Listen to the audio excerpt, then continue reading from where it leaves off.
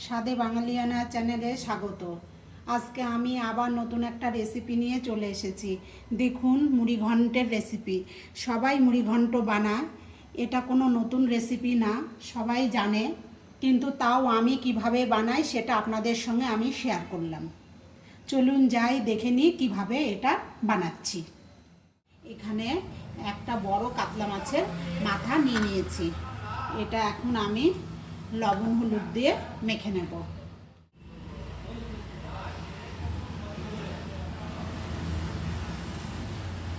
অল্প একটু লবণ, অল্প একটু হলুদ দিয়ে এটা ভালো করে এরকম ম্যারিনেট করব।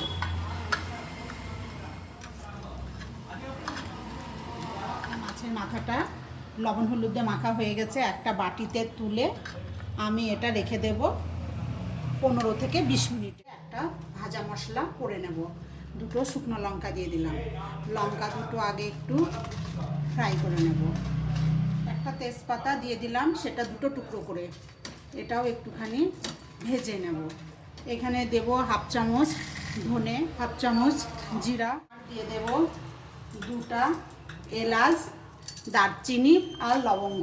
ভালো করে সব ভেজে নেব। এটা হালকা হিটে ভাজবো, একটু কালার আসা অবধি, কেন বেশি ভাজবো না, তাহলে পুড়ে তিতে হয়ে যাবে। আমার মশলাটা ভাজা হয়ে গেছে। এখন এটা আমি একটা প্লেটে ঢেলে নিচ্ছি। এটা আমি পরে ঠান্ডা হলে গুঁড়ো করব।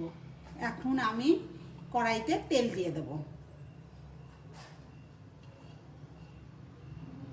একটু বেশি করেই আমি তেল দেব, কেননা আমি মাথাটা ভেজে ওই তেলেই করব। যেহেতু মাছের মাথাটা খুব বড়, সেহেতু যদি ভালো করে ভাজা না হয় তাহলে একটা আঁশটা গন্ধ হবে। ওই জন্য বেশি করে তেল দিলাম।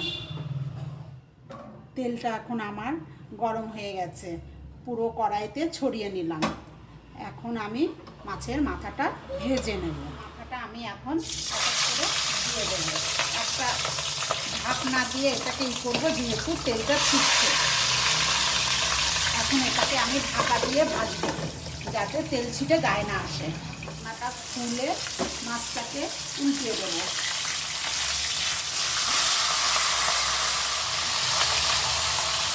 মাছের মাথাটা আমার ভাজা হয়ে গেছে, এরকম লাল করে ভাজতে হবে। এখন আমি তুলে নেব। আমি এখন একটা ছান্তার সাহায্যে তুলি, না হলে মাছ একদম স্লিপ কেটে নিচে পড়ে যাবে খুন্তিতে।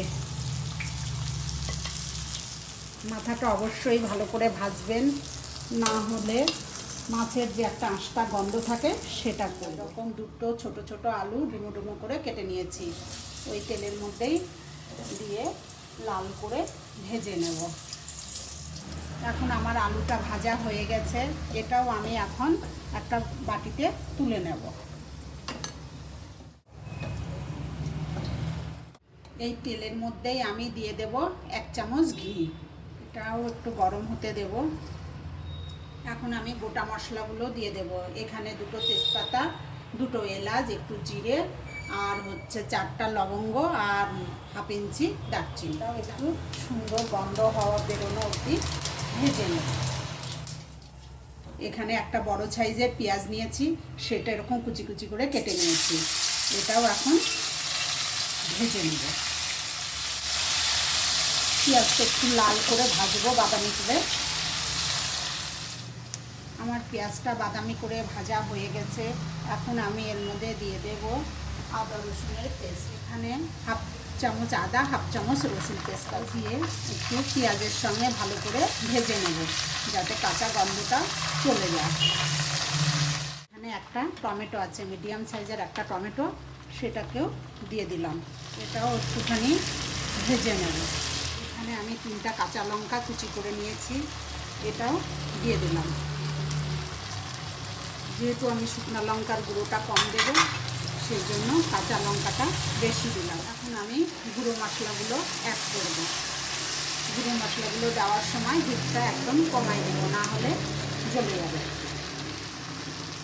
যেহেতু মাছের লবণ দেওয়া আছে, সেহেতু স্বাদ অনুযায়ী লবণ দিতে হবে। দেবো হচ্ছে হাফ চামচ ধনে গুঁড়ো, জিরে গুঁড়ো, কাশ্মীরি লঙ্কার গুঁড়ো 1 চামচ, আবার ভালো করে নেড়ে নেব।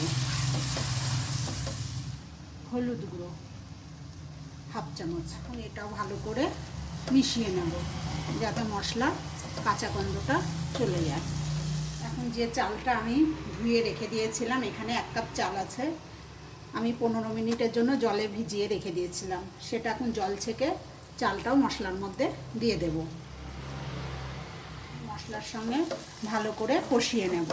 চালটা যত ভালো ভাজা হবে তত মুড়ি ঘন্টটা ঝরঝরা হবে।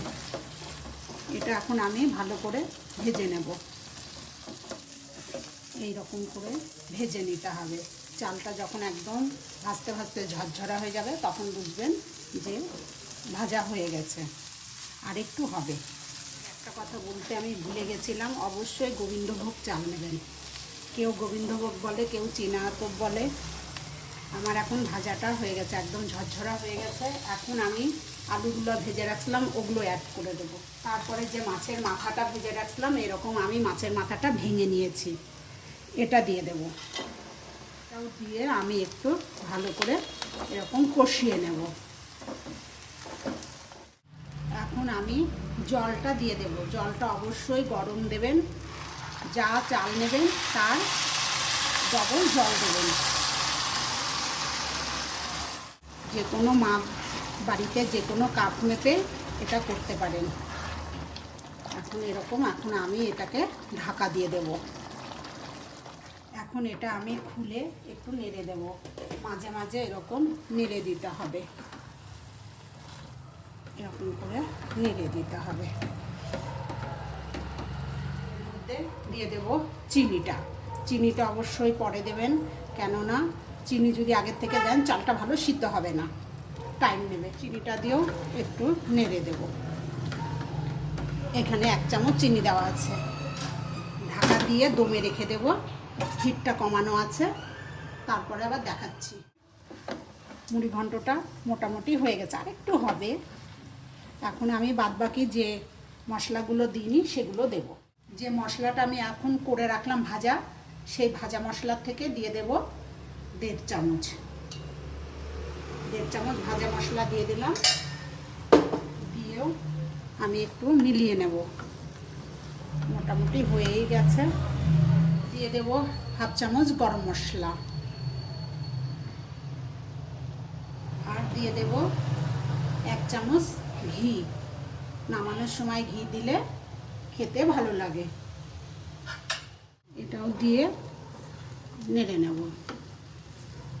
যে একটু নরম ভাব আছে, এটা যখন আমি ঢাকা দিয়ে রেখে দেব, এখন আমি এটা ঢাকা দিয়ে রেখে দেব 5 মিনিটের জন্য। 5 মিনিট পরে দেখব একদম ঝরঝরা হয়ে গেছে। আমার মুড়ি ঘন্টটা হয়ে গেছে। এখন আমি ঢাকা দিয়ে গ্যাসটা অফ করে দেব। 5 মিনিট পর ফিরে আসলাম, আমি খুলে দেখাচ্ছি আপনাদেরকে কেমন দেখতে হয়েছে। দেখুন কত সুন্দর ঝরঝরা হয়ে গেছে। এই যে এটা আমি সার্ভ করে দেখালাম, আপনাদের কেমন লাগলো সেটা আমাকে অবশ্যই কমেন্ট করে জানাবেন। আপনাদের যদি আবার নতুন কোনো রেসিপি দেখতে ইচ্ছা হয় আমাকে কমেন্টে জানাবেন, আমি অবশ্যই দেখাবো। প্রথম থেকে শেষ অবধি যে ভিডিওটা দেখেছেন অনেক ধন্যবাদ। লাইক, শেয়ার, কমেন্ট করতে ভুলবেন না। আমি ফিরে আসবো আবার নতুন কোনো ভিডিও নিয়ে।